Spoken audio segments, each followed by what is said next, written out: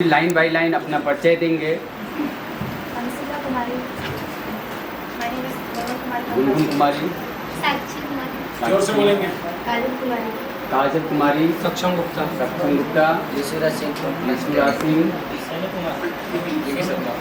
विक्की सिंह। तो सर्वप्रथम वाद विवाद प्रतियोगिता स्टार्ट करता हूँ और पहला प्रश्न गुनगुन से।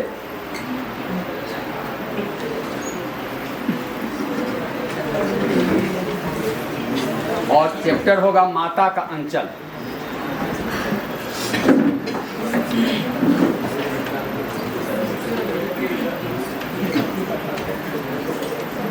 माता का अंचल में बच्चे का जुड़ाव अपने पिता से सबसे अधिक था, एक भी आवाज नहीं चाहिए आउट कर। लेकिन संकट के समय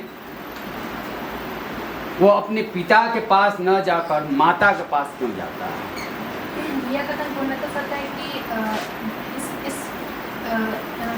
इस चैप्टर में भोलानाथ का जो अनन्य प्रेम था वो अपने पिता के प्रति ज़्यादा दिखा था, लेकिन संकट के वक्त वो माता के पास न जाकर पिता के पास इसलिए जाता है क्योंकि सिर्फ माँ का जो प्रेम होता है वो 9 महीने तक नहीं होता है, बल्कि उससे अधिक भी होता है। और भोलानाथ इसलिए जाता है क्योंकि उसको अपने पिता के मजबूत हाथों से ज़्यादा उसकी माँ का आंचल ज़्यादा प्रिय था, ज़्यादा उसको शांति का अनुभव दिखा था, इसलिए वो संकट के वक्त अपने पिता के पास नहीं जाकर के माता के पास जाता है। स्पष्टीकरण नहीं हो पा रहा है। चलिए अंशिका बताएंगे। इसी प्रश्न को अंशिका को मैं ट्रांसफर करता हूँ। क्वेश्चन है कि संकट के समय बच्चे को अपने पिता से बहुत अधिक लगाव रहता है, खाते पीते जागते अपने पिता के साथ रहता है, लेकिन जब उसके सामने विपदा आती है तो अपने पिता के पास न जाकर माता के पास क्यों जाता है? पिता के बार बार बुलाने पर भी पिता के पास न जाकर माता के आंचल में जाता है, क्यों? स्पष्टीकरण सही दीजिएगा। सत्य है कि भोलानाथ का संबंध उसके पिता के साथ जोर से बोले, जोर से थोड़ा। उसका संबंध उसके पिता के साथ बहुत ज़्यादा था, लेकिन वह संकट के समय अपने पिता के पास न जाकर अपनी माँ के पास जाता है, क्योंकि वह बच्चे विपदा के समय सबसे पहले अपनी माँ का नाम पुकारते हैं और बच्चे अपने आप को सबसे ज़्यादा सुरक्षित माता के आंचल में समझते हैं। उस समय भोलानाथ की माँ की आंखों में जो ममता, जो प्यार दिख रहा था, वो उतना भोलानाथ के पिता की आंखों में नहीं था। वो भले ही उसके साथ अधिक समय बिताते हों, चाहे उसके खेलों में उसके साथ खेलते हों, लेकिन वो पिता कभी भी माँ की जगह नहीं ले सकता है। माता का बच्चे के साथ संबंध 9 महीने से पहले ही से जुड़ जाता है, जब बच्चा उनके गर्भ में रहता है। चलिए,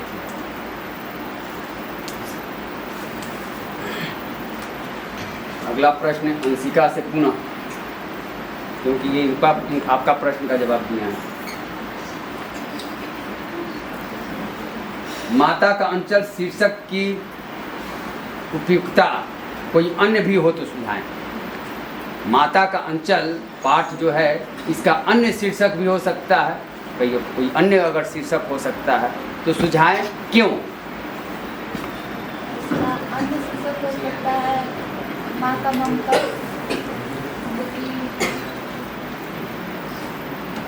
माँ का ममता क्योंकि स्पष्ट करना है ना, माता का ममता दे सकते हैं, शीर्षक क्यों देंगे माता का ममता, उसको बात बताना पड़ेगा। में माँ का प्यार, उसका दुलार, उसका अपनापन, उसका ममता बहुत ही जरूरी होता है। और भले ही पिता भी उसके लिए बहुत जरूरी होता है, लेकिन वो पिता माँ की जगह नहीं ले सकते हैं, क्योंकि बच्चे अपने आप को सबसे ज़्यादा माँ की गोद में सुरक्षित मानते हैं और वो विपदा के समय भी माँ का ही नाम पुकारते हैं, इसलिए इसका अन्य शीर्षक हो सकता है माँ का ममता। नहीं, शीर्षक की बात नहीं, आप माता का आंचल शीर्षक न देकर माँ का ममता क्यों देंगे? इसका उपयुक्त शीर्षक का कारण बताएं कि हम माता का अंचल के स्थान पर माँ का ममता। इसमें सबसे ज़्यादा भोलानाथ के प्रति उनकी माँ का सबसे ज़्यादा प्यार ममता दिखा है।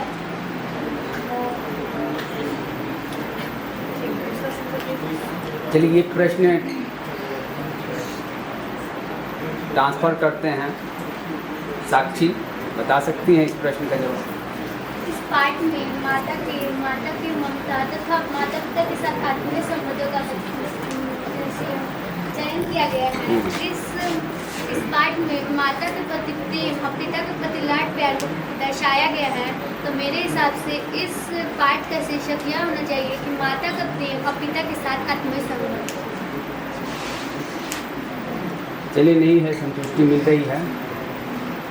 ऑडियंस में से हम चाहेंगे स्पष्टीकरण, इस प्रश्न का जवाब कोई दे पाए तो है। माता का अंचल का और कोई शीर्षक, उपयुक्त शीर्षक बताएंगे, कारण भी बताएंगे कि इसका शीर्षक ये दे सकते हैं। नहीं, शीर्षक कारण बताना पड़ेगा। हाँ बताइए। इसका अन्य शीर्षक ये हो सकता है कि माता और पिता दोनों का वात्सल्य। इस कहानी में दोनों माता और पिता दोनों का वात्सल्य प्रदर्शित किया गया है कि किस तरह उनके पिता उनके साथ रहते थे तथा साथ ही साथ भोलानाथ उनके सभी कार्यों में हाथ बटाता था और भोलानाथ के पिता भी उनके साथ कई खेले भी खेला करते थे। और उनकी माँ का ममत्व भी बताता है कि जब वो भोलानाथ को और भी खिलाया करती थी। और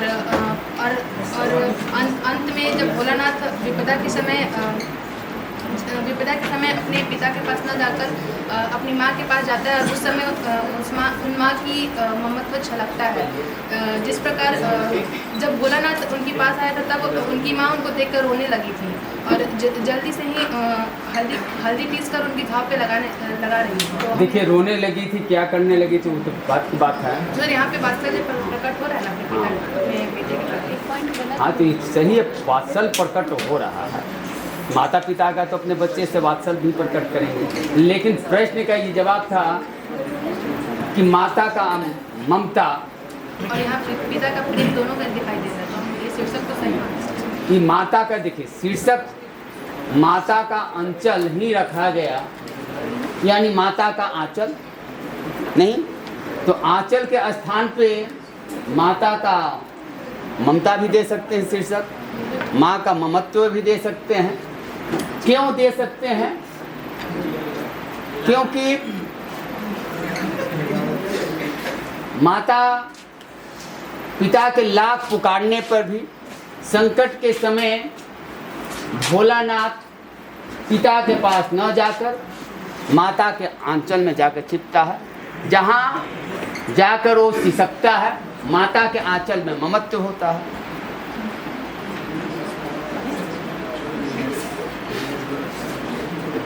बोलिए और बोलिए, अभी पॉइंट है, बोल दीजिए। आप बोले हैं तो बोलिए, अभी भी इसमें पॉइंट है।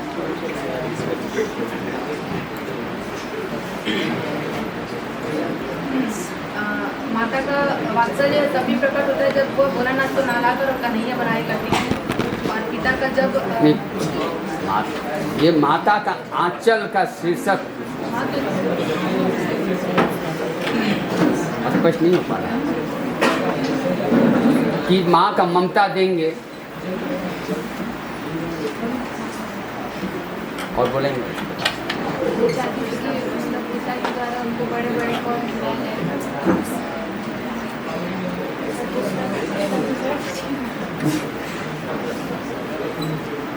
इन्हीं के पास जवाब है क्या? ऑडियंस में से नहीं, ऑडियंस में से है।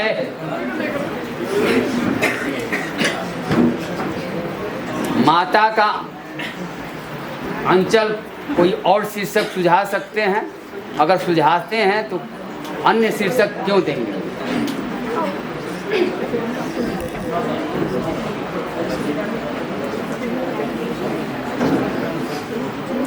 चलें आगे बढ़ते हैं, अगले प्रश्न।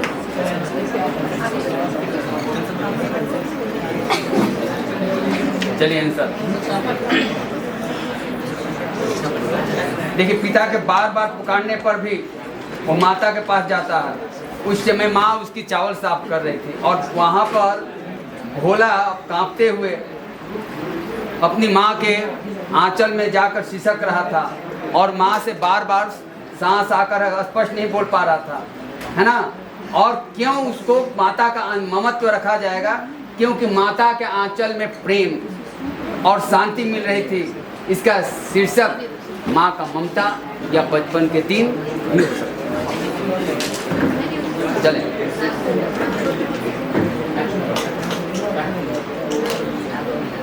चले अगले प्रश्न पे।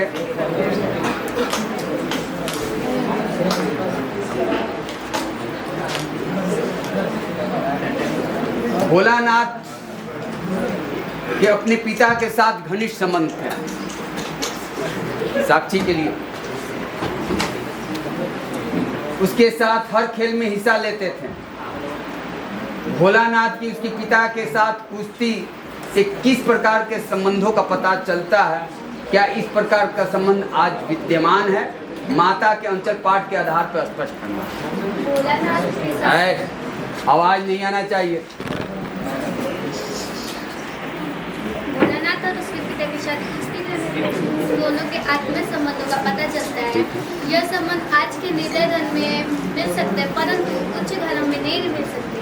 अधिक धन कमाने की लालसा में लोग अपने पिता अपने बच्चों को समय नहीं दे पाते, इसलिए यह संबंध आज के बड़े उच्च घरों में नहीं दिखते। राइट, चलिए काजल।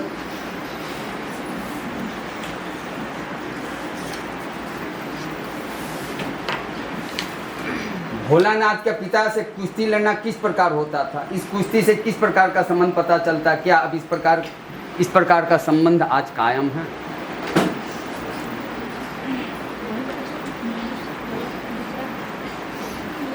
भोलानाथ के पिता के साथ कुश्ती लड़ने का संबंध घनिष्ठ था। वो अपने बच्चे के साथ हर एक खेल में उनके साथ रहते थे। उनके साथ कुश्ती लड़ना उनके साथ कुश्ती रहना वो अपने मित्रता का संदेश दे रहे थे।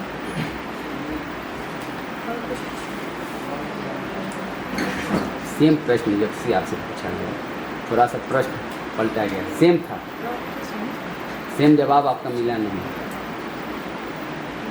चलें अगला सक्षम गुप्ता से अगला प्रश्न है। साना पर साना हाथ जोड़ी। लेखिका ने पहाड़ी श्रमिक महिलाओं के विषय में कहा कि कितना कम लेकर ये समाज को कितना अधिक वापस लौटा देते। साना हाथ जोड़ी पाठ के आधार पर राष्ट्र के विकास में मनुष्य की भूमिका का उल्लेख। जब लेखिका पर्वतीय क्षेत्रों में घूम रही थी तब उन्होंने देखा कि पत्थरों पर बैठकर महिलाएं अपने हाथों में कुदाल और हथौड़े से पत्थरों को तोड़ रहे थे। उनके पीछे टोकरी बनी हुई थी जिसमें कि उन लोगों के बच्चे थे। और इस प्रकार ही हमने देखा कि पलामू के जंगलों में स्त्रियां कान के पत्ते को तोड़ रही थी। उनके साथ उनके बच्चे भी शामिल थे। और ऐसे ही मतलब ऐसे ही हम लोग के देश के सामान्य लोग सभी लोग देश को आगे बढ़ाने में बहुत मदद करते हैं। वो अपना योगदान देते हैं, जैसे कि रेलवे लाइन्स बनाने में, रोड्स बनाने में, पुल बनाने में। अगर ये ना हो तो देश का विकास का पहिया रुक जाएगा।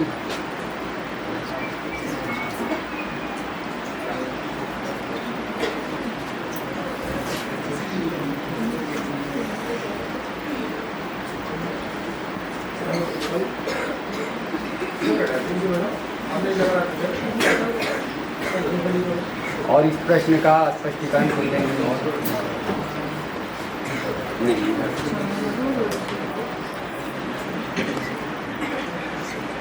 लेखक ने पहाड़ी श्रमिक महिलाओं के विषय में कहा कि कितना कम लेकर ये समाज को कितना अधिक देती है।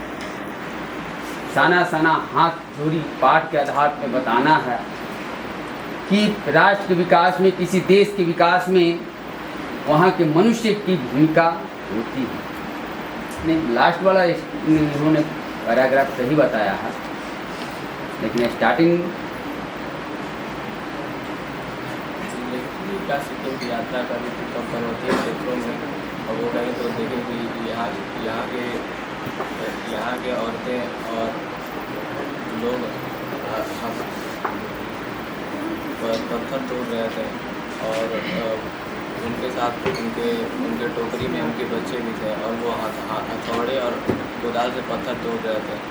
और ऐसे ही एक और पलामू और गुमला के हाँ, वो उन्हीं को देख के गुमला के जंगलों में देख के उन महिलाओं को देखकर लेखिका को याद आती है पलामू में जंगल में काम करने वाली महिलाओं को। आदिवासी स्त्रियां अपने बच्चे को पीठ पे बांधे तेंदू के पत्थर तोड़ रही थी, और उनके पैरों में छाले पड़ गए थे। और ऐसे ही काफ़ी सारी लोग कितना कुछ करके कितना कुछ ज़्यादा दे देते हैं। उस समय लेखिका को याद आता है कि इसी प्रकार गुमला के वनों में कुछ महिलाएं तेंदू के पत्ते तोड़ते, तो वो कथन दोहराती हैं कि महिलाएं कितना कम लेकर समाज को कितना अधिक देती हैं। इस आधार पे प्रश्न को दोहराया गया है कि किसी मनुष्य का, वहाँ के मानव का, जिस देश के मानव है, उस राष्ट्र के विकास में उनकी अहम भूमिका होती है। इसको स्पष्टीकरण करना। तो शुरू वाले लाइन नहीं, लास्ट में इन्होंने ठीक कहा, शुरू वाला लाइन आपने कहा, लेकिन स्पष्टीकरण नहीं कर पाया। चलिए इधर से गर्ल्स में कोई जवाब दे पाएंगे? स्पष्टीकरण कर देना है।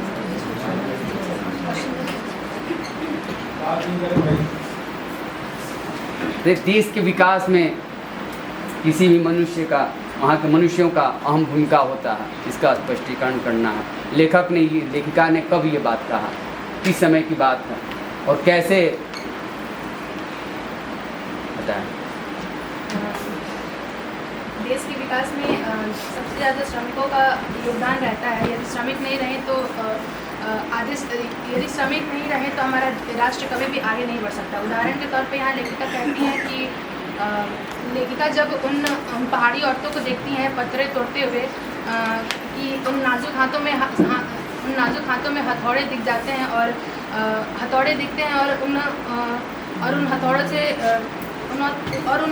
से स्त्रियाँ पत्थर तोड़ती हैं। और दूसरी तरफ लेखिका ये भी सोचती हैं कि जब गुमला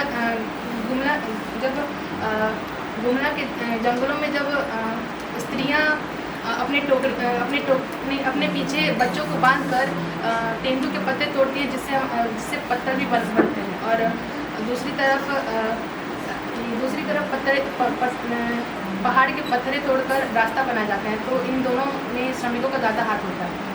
तो इस तरह से लेखिका दोनों उदाहरण देकर स्पष्टीकरण करती है। स्पष्टीकरण देखिए, जो मजदूर होते हैं बहुत कम लेकर,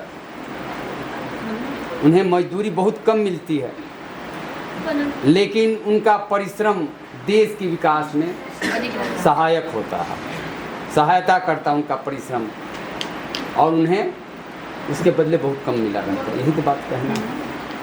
उदाहरण के तौर पर बस इतना ही बात आप दिमाग में रखते चलिए। ठीक, अगला विशुराज।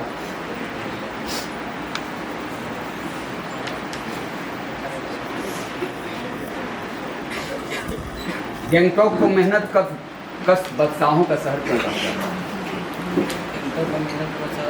सिक्किम, गैंगटॉक की राजधानी सिक्किम है, और बादशाह का शहर इसलिए कहा गया है क्योंकि वहाँ के लोग बहुत परिश्रमी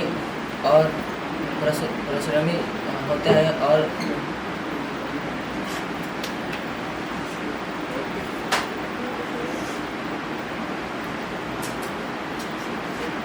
परिश्रमी होते हैं और उनके और वे अपने कामों को हर एक ढंग से करते हैं। चलें आप बताएं सोनू कुमार, इसी प्रश्न को आपको ट्रांसफर करता हूं मैं। गैंगटॉक को मेहनत कर बादशाहों का शहर क्यों कहा जाता है? गैंगटॉक को मेहनत का शहर गैंगटॉक एक पश्चिमी इलाका है जो महिला उसमें कठिन मेहनत करती है, जो हाथ में कुल्हाड़ी और लेकर पत्थरों के तोड़ने के काम करती है और वो पीठ के पीछे बांधे अपने बच्चों को पीठ के लिए काम करती है।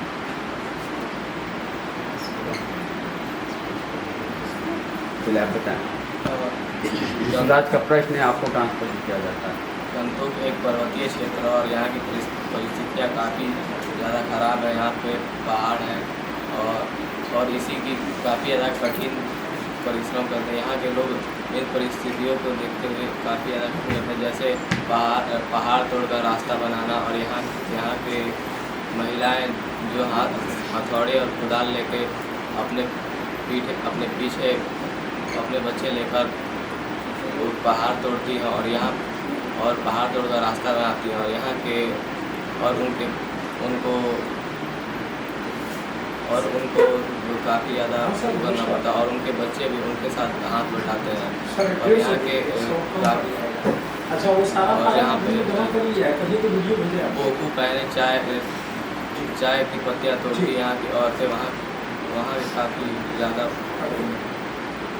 चाय की पत्तियाँ तोड़ती हैं और उनके साथ उनके बच्चे और उनके सारे लोग काम करते हैं।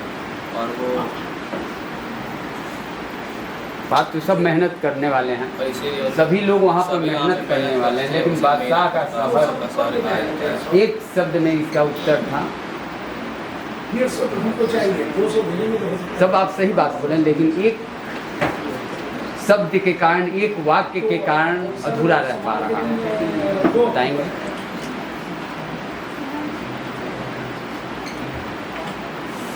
चलिए काजल को सबसे पहले नहीं, वो क्या लाइन छोड़ रहा है, सभी लाइन उसने कह दिया है। सभी मेहनती हैं, बालक में वहाँ के बच्चे भी मेहनती हैं, औरतें भी मेहनती हैं, पुरुष भी काफ़ी मेहनती हैं। इसीलिए कहा जाता है कि सभी कोई मेहनती वहाँ के। लेकिन एक सटीक पॉइंट क्या देंगे जिसका जवाब सही हो? सभी औरतें और पुरुष मिलके एक साथ पहाड़ों को तोड़ के और सड़क पर आके। हाँ ठीक, तो वही बात तो ठीक बोल रही, वही बात ही बोल रही।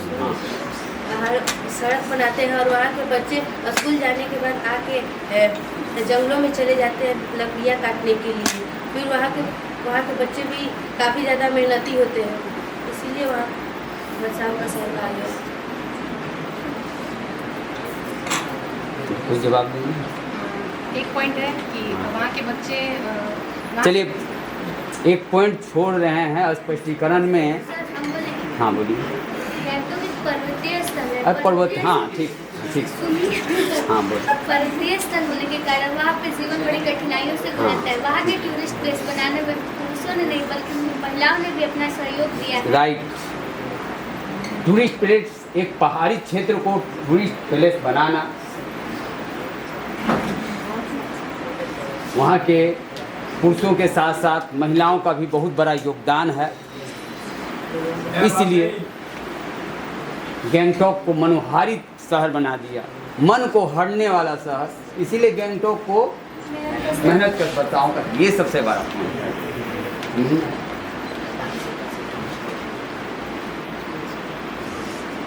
अगले प्रश्न से चलते हैं।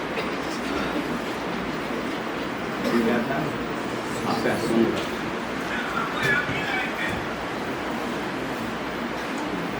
चलिए, झिलमिल सितारों की रोशनी में नहाया हुआ गैंगटॉक लेखिका को किस तरह संबोधित कर रहा है?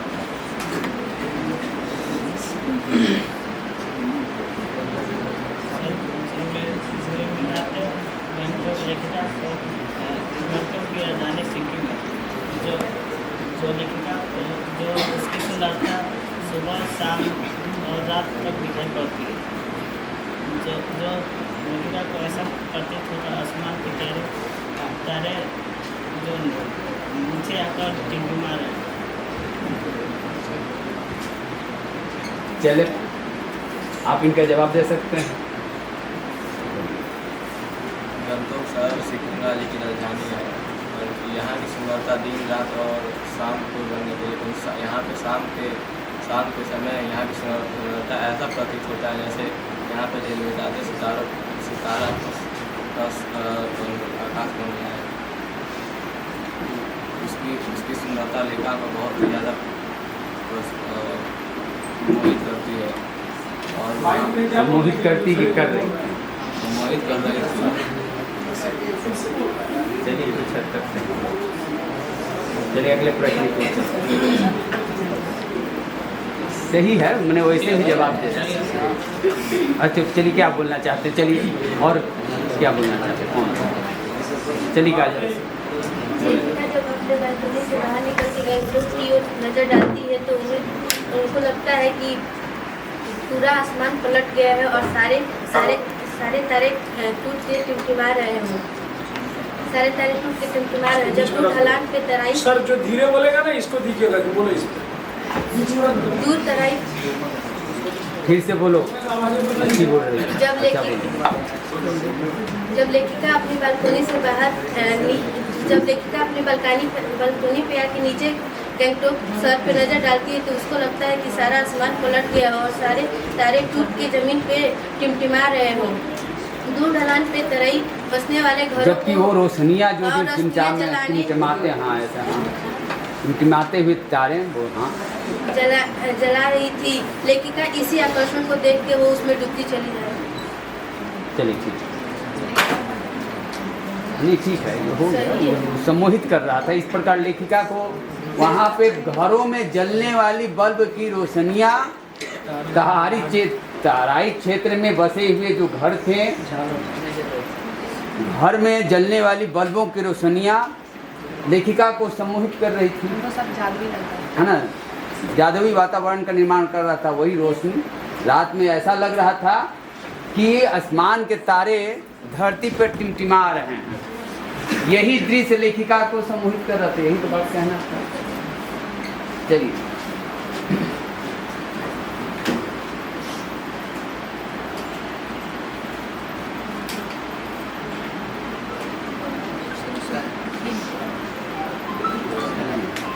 आपको तो नहीं आपको।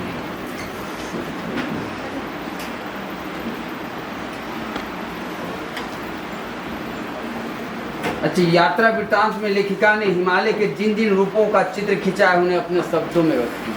हिमालय का रूप खींचा है उनको अपने शब्दों में। यात्रा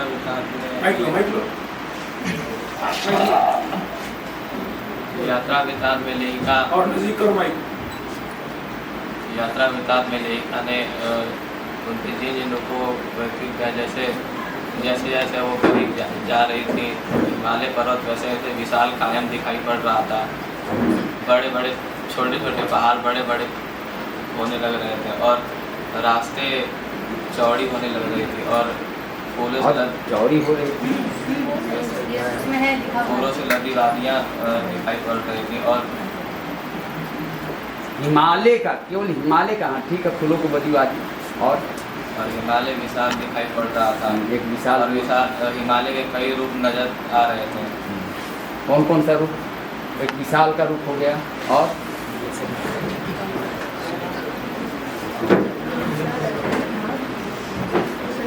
हाँ सही बोलता, कहाँ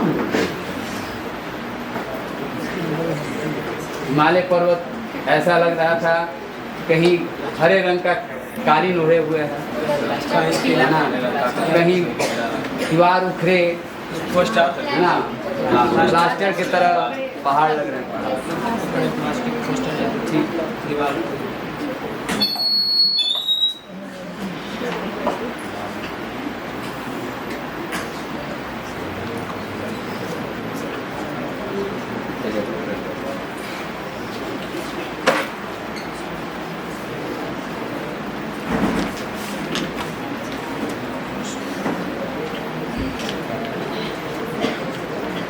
हंसिका से प्रश्न है, मैं क्यों लिखता हूँ स्टार्ट।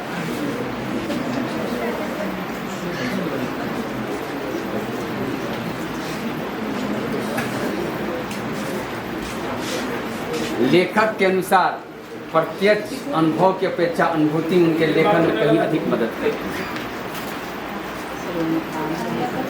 सत्य है कि लेखक के अनुसार प्रत्यक्ष अनुभव की जगह अनुभूति लेखन के लिए बहुत मदद करती है, क्योंकि जब तक किसी घटना को देखकर अंदर से लिखने के लिए अनुभूति ना हो तब तक कोई भी लेखक लेखन नहीं कर सकता।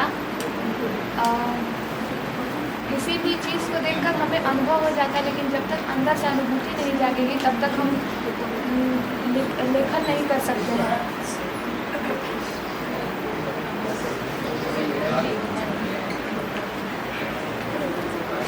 जानबूझ के हम दोहराएं कि क्लास में लोग पूछ रही थी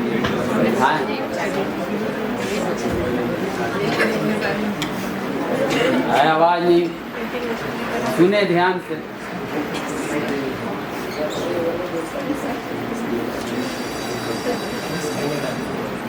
40 मिनट 40 मिनट और बचे होंगे। इसलिए लेखक का कहना ये उत्तर सत्य है कि लेखन में अनुभव से ज़्यादा अनुभूति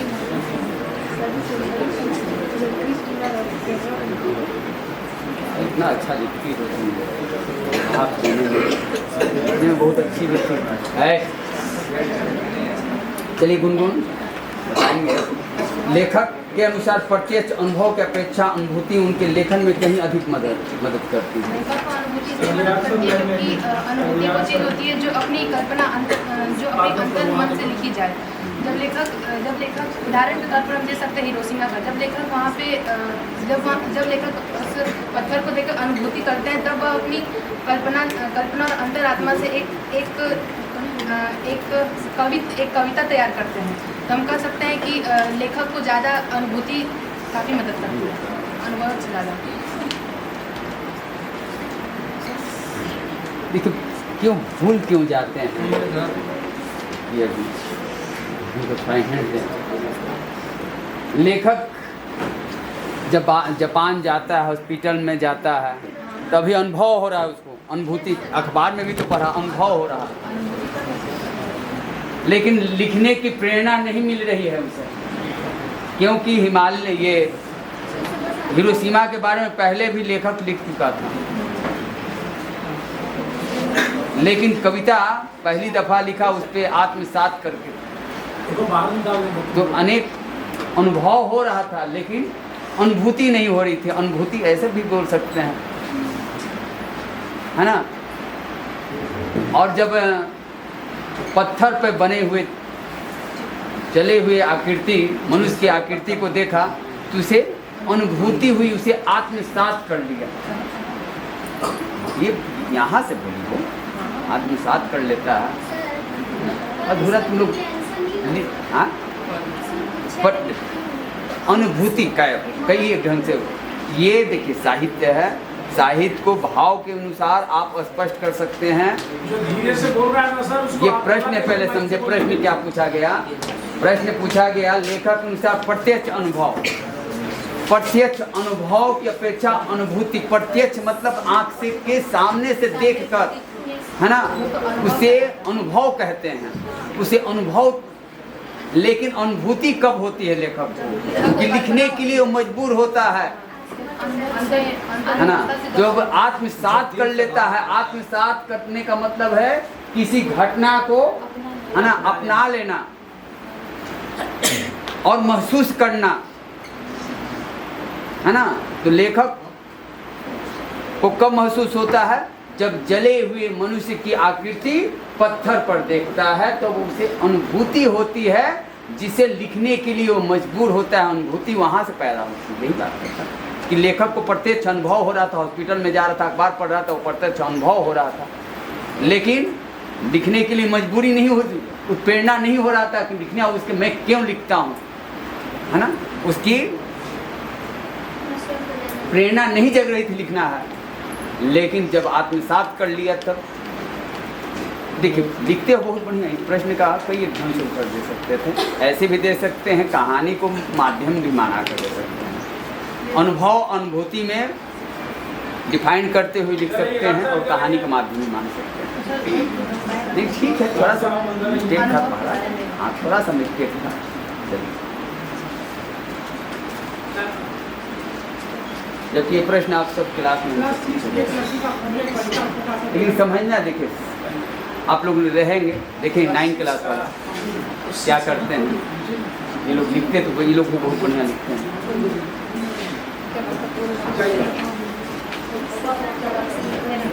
आप ही का है ना। लेखक ने अपने आप को हिरोशिमा के विस्फोटक का भोक्ता कब और किस तरह महसूस किया?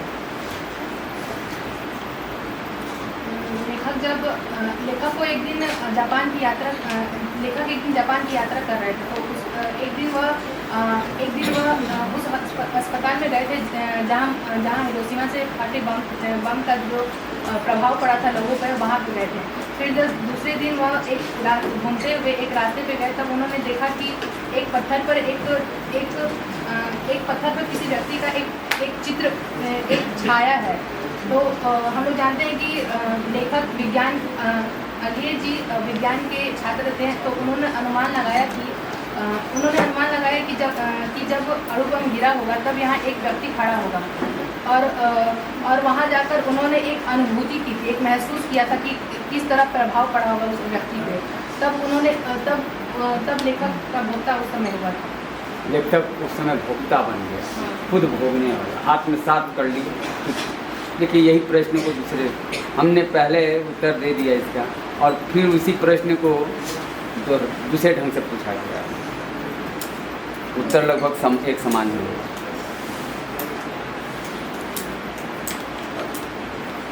अनुभव और अनुभूति में क्या अंतर है, कैसे मदद करती है, और लेखक ने अपने आप को भोक्ता कैसे महसूस किया?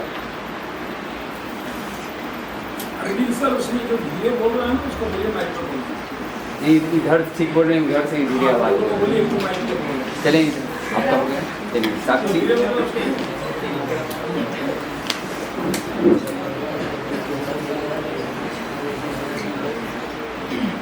कुछ रचनाकारों के लिए अनुभूति स्वयं के अनुभव के साथ साथ बाह्य दबाव भी महत्वपूर्ण होता है।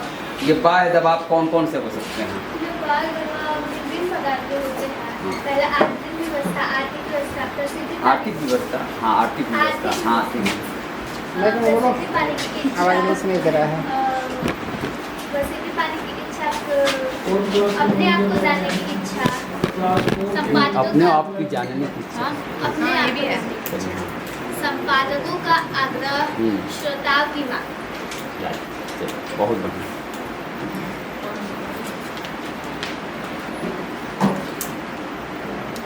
बजरंगी जी क्लास 4 के मॉनिटर को लाइव में भेजिए।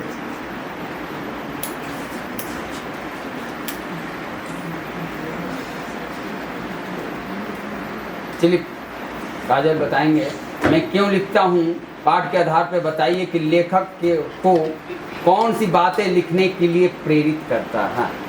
मैं क्यों लिखता हूँ, पाठ में लेखक ये बातें लिखने के लिए उसे प्रेरित करता है कि वो एक दिन जापान के शहर में, एक दिन वो जापान फिर से प्रश्न समझिए।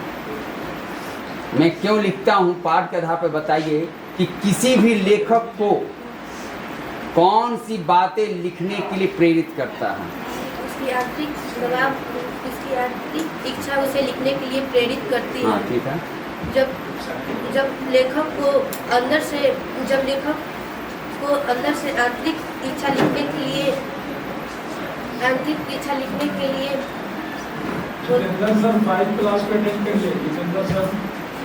लिखने के लिए विवश करता है। जब लेखक ने जापान की ओर गया तो वो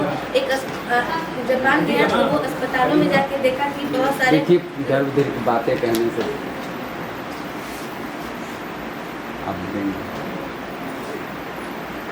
चलिए अंशिका बताएं। मैं क्यों लिखता हूँ, पाठ के आधार पर बताइए कि लेखक, किसी भी लेखक को कौन कौन सी बातें लिखने के लिए प्रेरित करता है, मोटिवेट करता है लिखने के लिए? बातें लिखने के लिए प्रेरित करते हैं, जैसे उसकी मैं बोलो, आवाज नहीं आ रहा है। नहीं, हम बोल गए। जैसे संपादकों का आग्रह, श्रोताओं की मांग, या फिर वो स्वयं जानने के लिए कि वो क्यों लिखता है, इस स्वयं को जानने के लिए, तथा देखिए प्रश्न को सेम प्रश्न रखा गया साक्षी पे और सेम प्रश्न हमने सब घुमा के पूछा दूसरे ढंग से कि किसी कुछ अनुभूति स्वयं के अनुभव के साथ बाहरी दबाव महत्व। बाहरी दबाव कौन कौन से हैं भाई? बाहरी दबाव कौन कौन से हैं? और उसी प्रश्न को दूसरे ढंग से पूछ दिया गया तो मैं क्यों लेता पता तो किसी भी लेखक को कौन कौन से कारक हैं जो प्रेरित करते हैं लिखने के लिए मजबूर? उसकी आर्थिक व्यवस्था जैसे बताया इसमें, है ना, आर्थिक और प्रसिद्धि पाने कह दिए। प्रश्न सेम प्रश्न को थोड़ा घुमाया जा रहा है तो आप लोग इधर उधर नहीं। ठीक है, ठीक बोलिए, तुम कहाँ बोल रहे हैं? काजल का प्रश्न आया तुम्हारे पास। चले मैं लिखता हूँ, अगले चैप्टर के चलते हैं, चौथा चैप्टर। 80 मिनट का है सर जी, 20 मिनट टाइम लगाओ। चलिए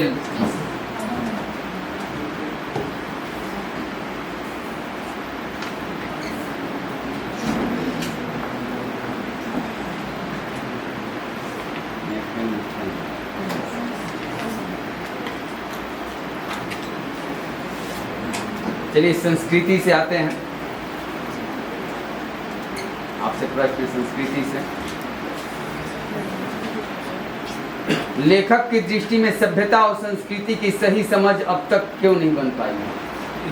लेखक की दृष्टि में सभ्यता और संस्कृति के समय इसलिए अभी तक इसलिए नहीं बन पाई थी क्योंकि ये दोनों के अर्थ एक जैसे होते हैं और इन दोनों के पहले विशेषण लगा देने से इन दोनों के अर्थ में बहुत ज़्यादा परिवर्तन आ जाता है। इसलिए लेखक की दृष्टि में अभी तक सभ्यता और संस्कृति की सही मायने में समझ नहीं बन पाई थी।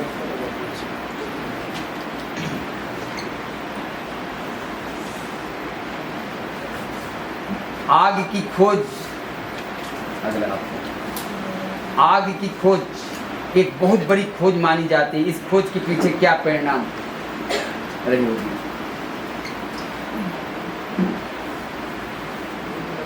अभी तक जितने भी खोज हुए हैं, जितने भी आविष्कार हुए हैं, सबसे बड़ा आविष्कार आग को लेखक ने दिया। क्यों? आग की खोज बड़ा इसलिए लेखक ने दिया है क्योंकि आग के आते ही आग के आविष्कार होते ही हम लोगों को बहुत सारी उपलब्धियाँ आई और आग के आ जाने से लोगों का जीवन बहुत अच्छा हुआ और लोगों को भोजन पकाने में मदद आई और मनुष्य कच्चे मांस खाने के जगह वो पके मांस खाने के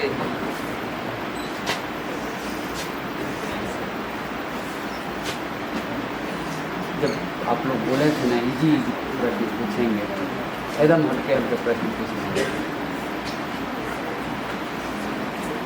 चले आप पीछे भूख की ज्वाला भूख की ज्वाला जिससे सबसे बड़ा पॉइंट हमने बताया है।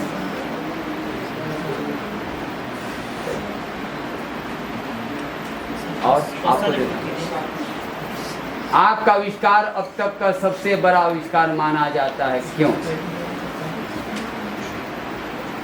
आपका आविष्कार अब तक का सबसे बड़ा आविष्कार इसलिए माना जाता है क्योंकि आज के समय अगर हम लोग किसी सांस्कृतिक कार्यक्रम कर रहे हैं तो पहले में मसाला था, दिए जलाए जाते हैं। क्यों जलाए जाते हैं? बताएं।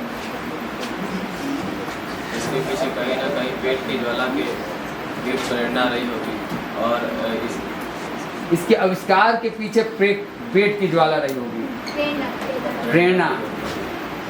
पेट की ज्वाला इसके आविष्कार के पीछे रही पहले है, बात लेकिन सबसे बड़ी बात है कि इसके सबसे बड़ा आविष्कार क्यों कहा जाता है? एक शब्दों में बताएं उत्तर।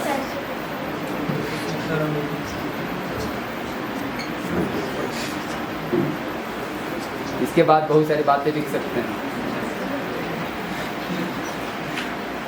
चलें, आप बताएंगे, बताइए। आग को सबसे बड़ा आविष्कार इसलिए कहा जाता है क्योंकि ये इंसानों को जानवरों की जाति से अलग करता है। ठीक है, बहुत बड़ा बात। और हमें इंसानों को अलग बनाता है। और आज भी किसी भी शुभ कार्यक्रम के शुरुआत में दीपक जलाया जाता है तथा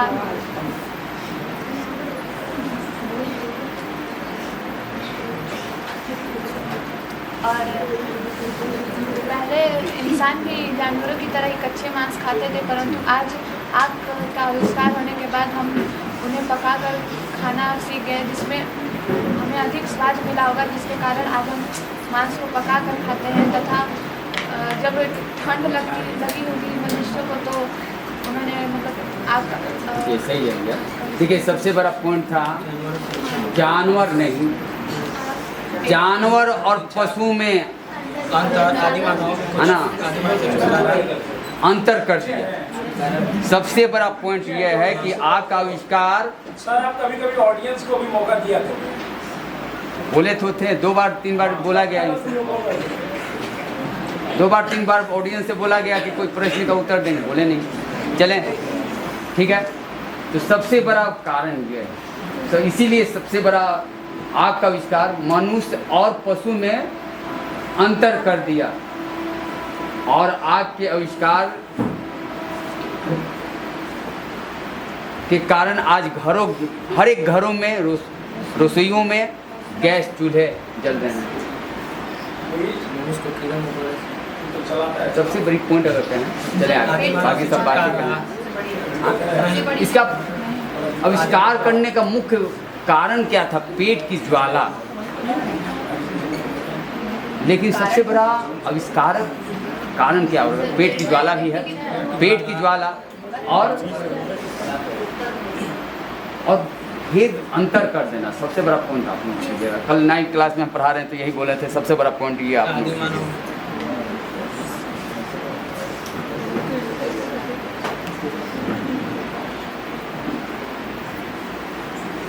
है।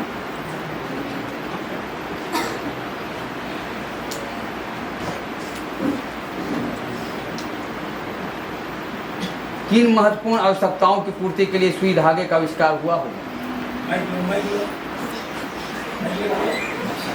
किन महत्वपूर्ण आवश्यकताओं की पूर्ति के लिए सुई धागे का आविष्कार किया गया होगा?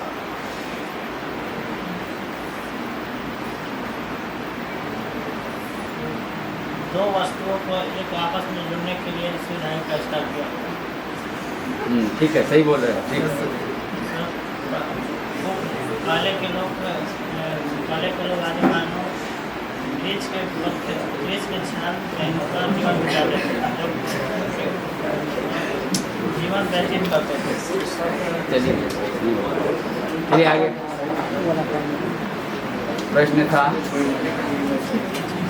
किन महत्वपूर्ण आवश्यकताओं की पूर्ति के लिए सुई धागे का आविष्कार हुआ होगा? महत्वपूर्ण आवश्यकता क्या ऐसा पड़ गया? कौन सा आवश्यकता ऐसा पड़ गया कि सुई धागे का आविष्कार करना पड़ा? सुई धागे का आविष्कार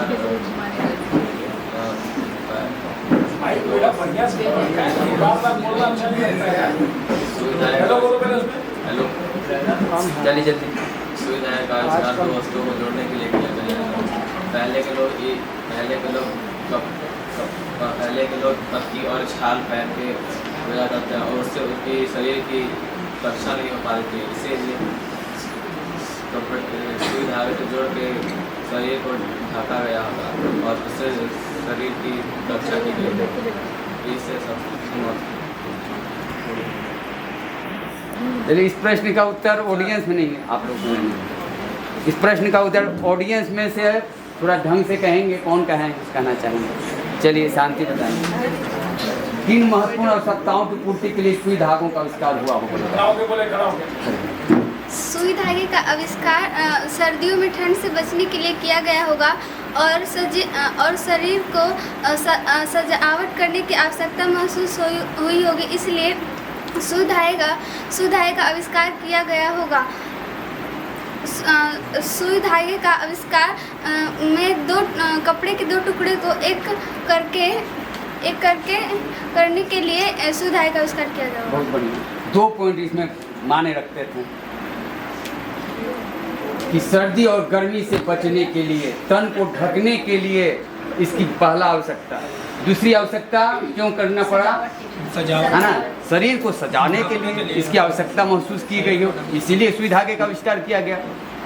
मेन पॉइंट इधर उधर की बातें तुम लोग क्यों बोल रहे हो? चलें अगले प्रश्न आपका हुआ इधर से। कितना समय है सर? कहेंगे आप ग्रामर भी पूछ सकते हैं। आपके पास अभी 20 मिनट है। लगभग 5 चैप्टर हो गए आप सब। तो कहानी आप लोग को मैं हो गया आपका हो गया सब? मैं दिया हुआ था एक लखनऊ अंदाज लास्ट में दिया था, छोड़ दिया। एक कहानी है। चलिए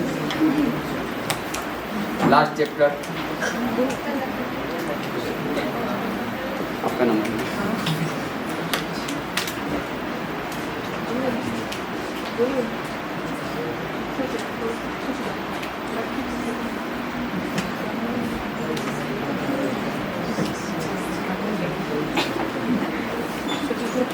एक कहानी यह भी पाठ क्या संदेश देता है?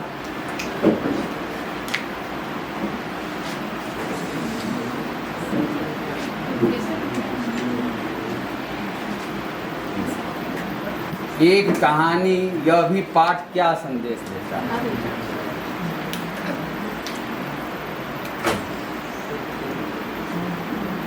चलिए गुनगुन बता सकती हूँ, ट्रांसपोर्ट करती हूँ। एक कहानी अभी में यह संदेश यह कहानी यह संदेश देता है कि निम्नलिखित संदेश देता है। पहला कि इसमें लड़कों और लड़कियों में भेदभाव किया गया था कि लड़कों का दायरा यहाँ तक, लड़कों का दायरा मोहल्ले के बाहर भी रह सकता है, लेकिन लड़कियों का दायरा सिर्फ मोहल्ले तक रह सकता है। और दूसरा क्या रह सकता है? दूसरा ये चलिए एक पॉइंट सही बोली हो। हाँ।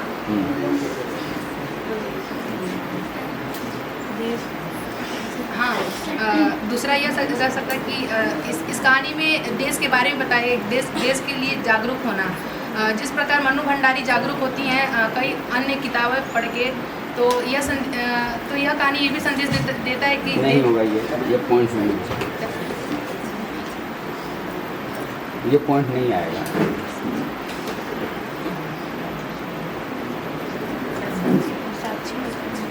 चलिए आप बताएं साक्षी। एक कहानी यह भी पाठ हमें यह संदेश देता है कि हमें भी किसी भी व्यक्ति के बाहरी रूप, रंग, भेद बहुत बढ़िया साक्षी का विश्लेषण नहीं करना चाहिए तथा हमें छोटे बच्चों के प्रति अपना स्वभाव और विनम्र रखना चाहिए, क्योंकि इसका प्रभाव उनके व्यक्तित्व पर हमेशा के लिए रह जाता है।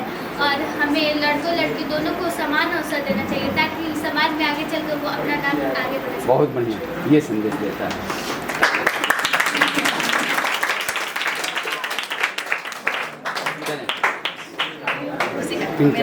आपका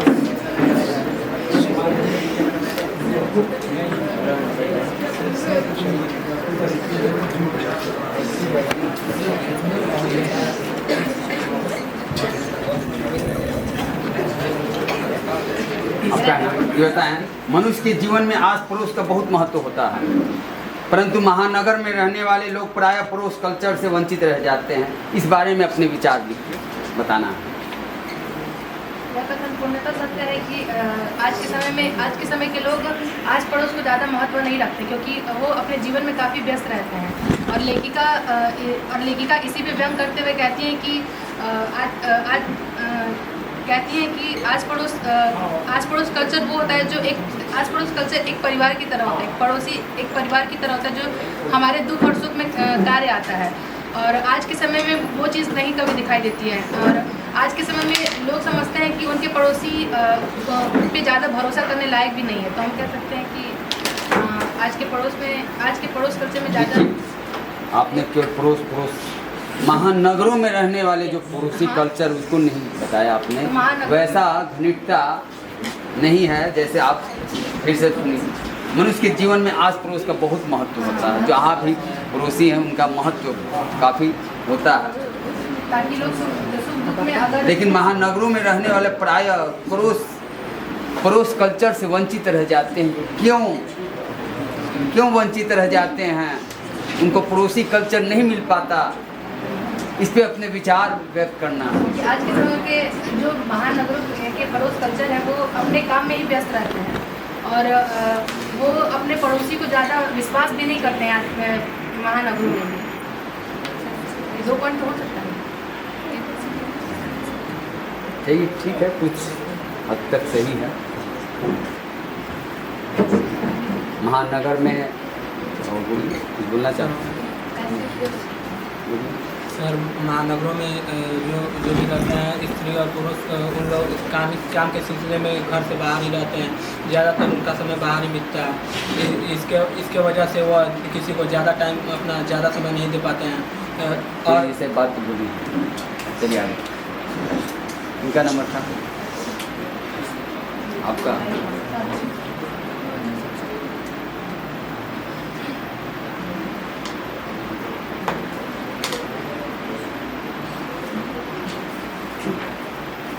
साक्षी बताएंगे। आप किसी ऐसे पर भी टॉपिक नहीं दिए थे, अपने मन से कोई ऐसे पे आप बुलवा सकते हैं सबसे। अपने मन से कोई इस पर बोलो, अच्छा इसका मतलब व्याकरण कर लेते हैं।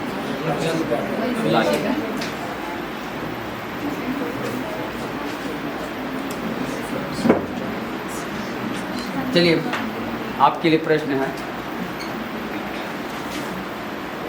लेकिन उनकी ध्यान से सुनिए, लेकिन उनकी गतिविधियों का दायरा घर से बाहर अधिक रहता है और हमारी सीमा थी घर।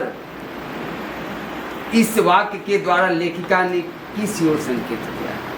इस वाक्य के द्वारा लेखिका ने पड़ोसी के लड़कों के बारे में बात किया है कि जहाँ शुरुआत से लड़कों को पूर्ण रूप से आज़ादी दी जाती है, वही काम काज मोह माया की जंजीर में लड़कियों को घर के 4 दीवारी में कैद कर दिया जाता है। चलिए,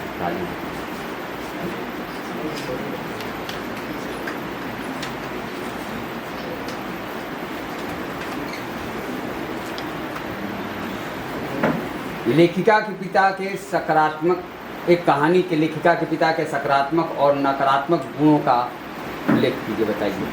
उनके सकारात्मक गुण ये है कि वो अजमेर आने से पहले उनकी ज़िंदगी काफ़ी खुशहाल रहती थी। वो लोगों की ज़रूरतों को पूरा करते थे और दुखों में लोगों का साथ देते थे। यही उनकी सकारात्मक गुण है। ठीक है, राइट। और लेखिका के पिता की नकारात्मक गुण ये है कि वो किसी भी व्यक्ति पे आँख मूंद के भरोसा कर लेते थे। अपने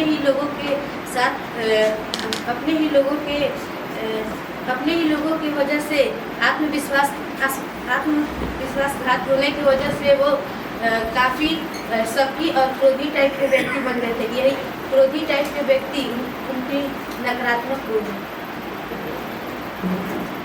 हो गया लास्ट। चलते हैं आपका ग्रामर की तरफ। सब पेपर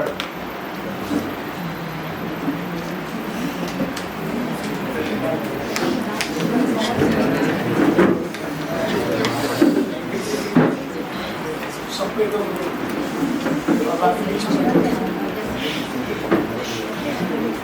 क्या हो गया?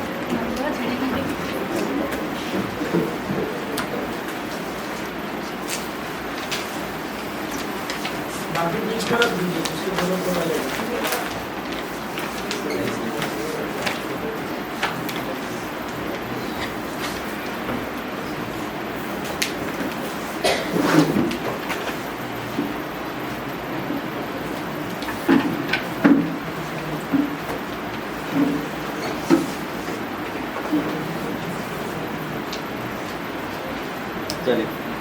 पहला प्रश्न है, वाक्य के रचना के आधार पर वाक्य भेद से पहला मिश्र वाक्य में बदलें निम्नलिखित वाक्यों को।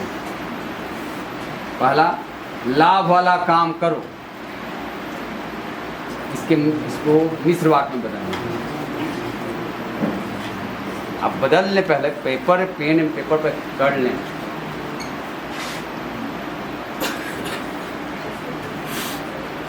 पहले इनका नंबर है, ये उनसे नहीं हो पाएगा, फिर आपको काम करना। आप सब करें।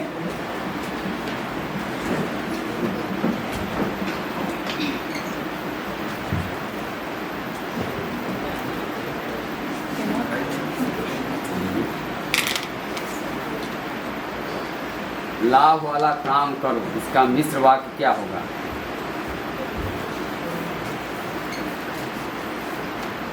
चलिए बताएं। ऐसा काम करो जिससे लाभ हो। चलिए आपका। मैंने उसे बहुत समझाया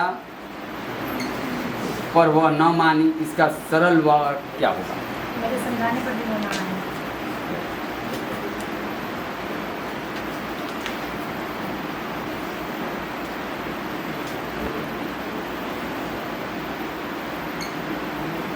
तुम बताओगी सरल वाक्य। तुम घर गए और वह रोने लगी। तुम घर गए और वह रोने लगी, इसका सरल वाक्य क्या होगा?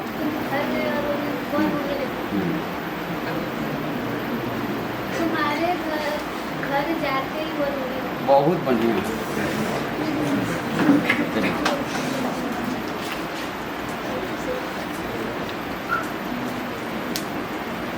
तुम बताओगी मिश्र वाक्य। राहुल के बाहर आने पर भी सभी घर की ओर चल दिए। राहुल बाहर आया और सभी घर की ओर चले। इसका मिश्र वाक्य में बदलना है, संयुक्त वाक्य नहीं दिया हूँ। राहुल के बाहर आने पर सभी घर की ओर चल दिए।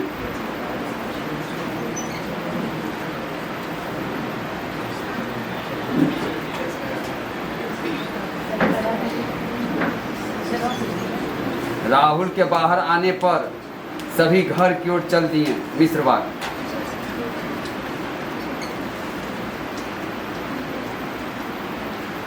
जब राहुल बाहर आया तब सभी घर की ओर चले। जब राहुल बाहर आया तब सभी घर की ओर चले। चलिए ठीक, लेकिन जैसे होगा, यस, जैसे ही राहुल बाहर आया। चलिए अगला आप।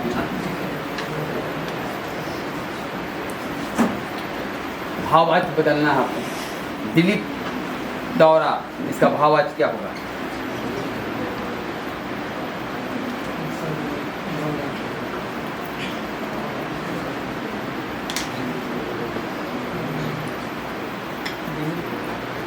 दिलीप दौरा, इसका भाववाच्य।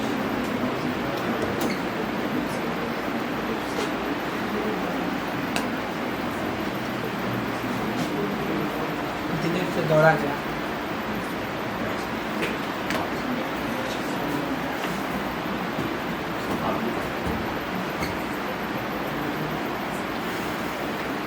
पतोहू ने आग दी, इसका कर्मवाच्य में बदलना है। पतोहू ने आग दी, इसका कर्मवाच्य क्या होगा?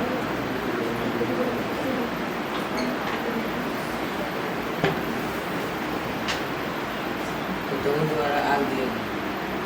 पतोहू द्वारा आग दिए। चलिए ऑडियंस से पूछते हैं, आप लोगों ने दिए ये सही बताया है जी? आपका रॉन्ग हो गया।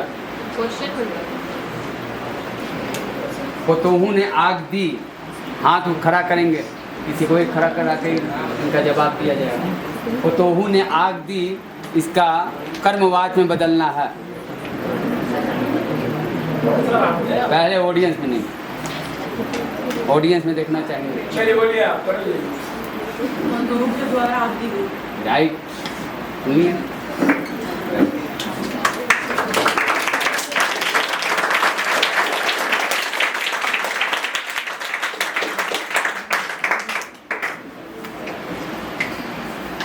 नंबर कर्मवाच में बदलना है। यह लेख मेरी माँ ने लिखा है। यह लेख मेरी माँ ने लिखा है।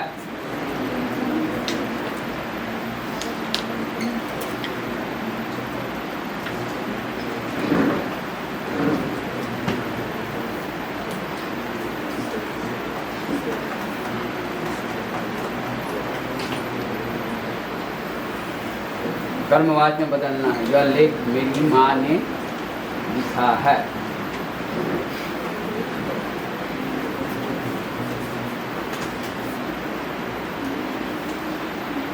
यह लेख मेरी माँ के द्वारा लिखा गया है।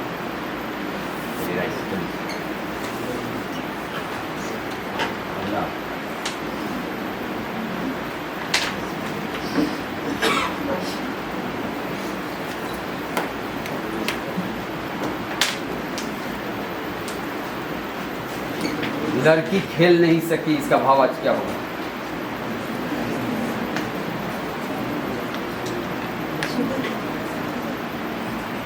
लड़की से खेला नहीं जाता।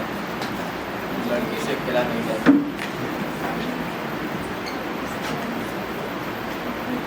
नहीं, वो ऑडियंस को नहीं बोलेंगे। चलिए जोर से बोलिए थोड़ा। लड़की से खेला नहीं जाता। क्या बोला ये? लड़की से नहीं खेला जाता। यही बोले थे। चलिए तुम अपना माइक लेके क्यों नहीं बोलते हो? बार बार तुमको बोलते हैं। बार बार तुमको कई बार बोलते हो, तुमको सुनाई नहीं देता। माइक का इस्तेमाल करके वहाँ रखा हुआ है। आपका नंबर। वाच परिवर्तन है। सचिन ने आज अच्छी बॉल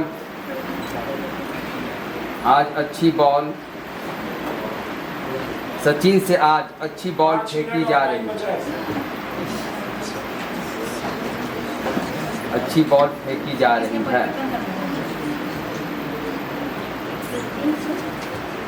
कर्तृवाच में परिवर्तन करना है।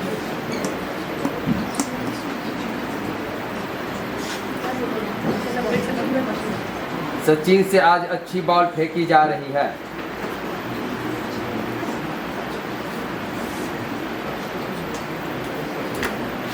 जल्दी करें। लास्ट, हाँ ये लास्ट की पर्चे पे आएंगे अपने।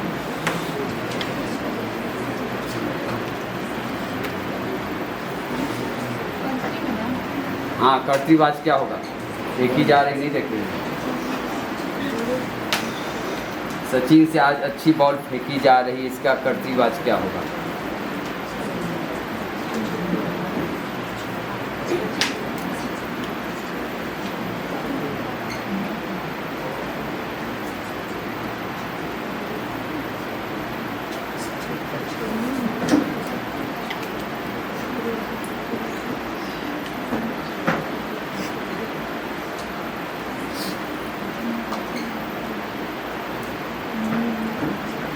गया बताओ। तुम्हारे नंबर। सचिन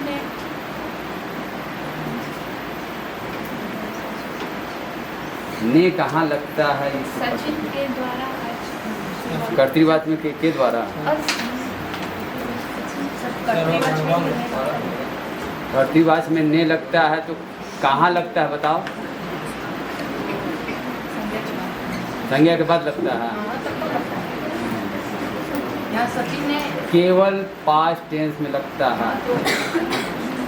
कर्ता के साथ ने केवल पास्ट टेंस की क्रिया में लगता है। नहीं याद है। कर्तृवाच पास्ट टेंस में हो जाएगा।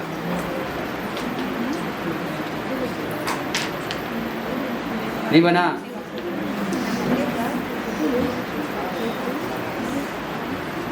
सब क्लास में करवाया हुआ है।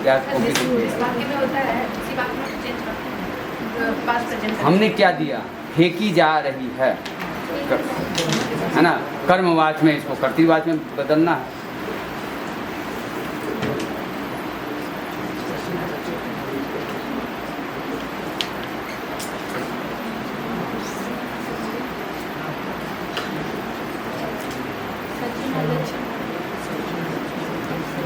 लेकिन आज बहुत इतना देर लगा दी।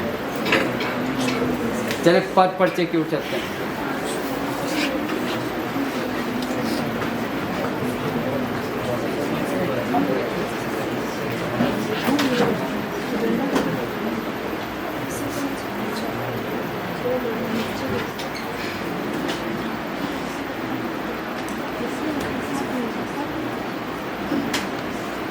तुम्हें कौन सी कार चाहिए?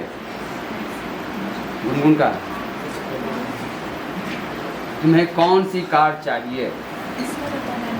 कौन सी? टाइम हो चुका है। जी जी लास्ट जी इन करेंगे। लास्ट गुनगुन से पूछने के बाद इन करेंगे और फाइनल बताएंगे भी। बताना नहीं है हमको, मैसेज से कर दीजिएगा ना, लास्ट में हमको बताएंगे। तुम्हें कौन सी कार चाहिए, इसमें अंडरलाइन करना है कौन सी पे।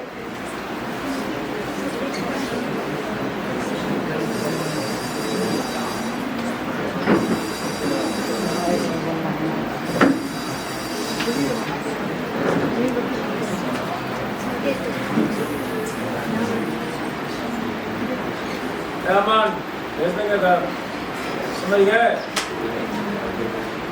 सीधा बैठो।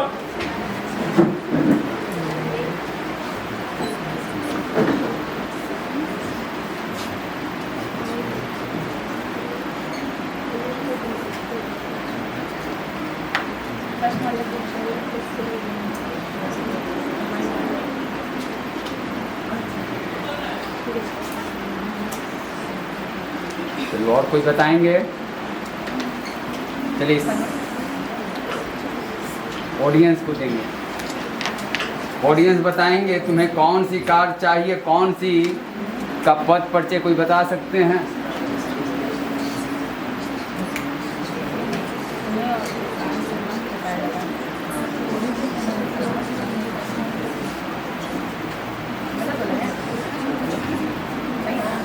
गलत है। पहले क्या है? सर्वनाम है। सर्वनाम के साथ क्या लगा हुआ? चले ऑडियंस को जवाब देंगे। चले बताएं। सूरज चले बताएंगे।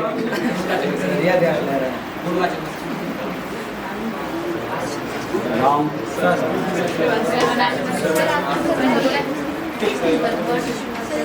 और इधर चलिए बताइए। क्यों सर्वनामिक होगा? उसने बोल दिया सुनकर तो सर्वनामिक क्यों होगा बताओ? संज्ञा के बाद है। संज्ञा क्या है इसमें? कहाँ संज्ञा है इसमें? तुम्हें कौन सी कार चाहिए? संज्ञा कहाँ है? कार एक संज्ञा है जिसकी विशेषता बता रही है। तुम्हें कौन सी कार चाहिए, किस कार की विशेषता? सर्वनामिक विशेषण कब होगा? जब सर्वनाम के पूर्व अगर कोई विशेषण, यहाँ पर कौन सी है? कौन सी क्या आ गया? विशेषता बता रहा है, विशेषण हो गया। और तुम्हें क्या हो गया? सर्वनाम हो गया, पुरुषवाचक। तो ये सर्वनामिक विशेषण हुआ। कारण भी बताओ।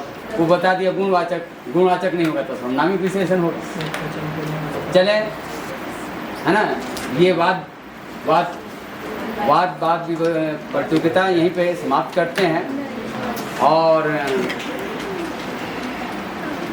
आज का विनर जो भी है सर द्वारा घोषित किया जाएगा। ठीक है।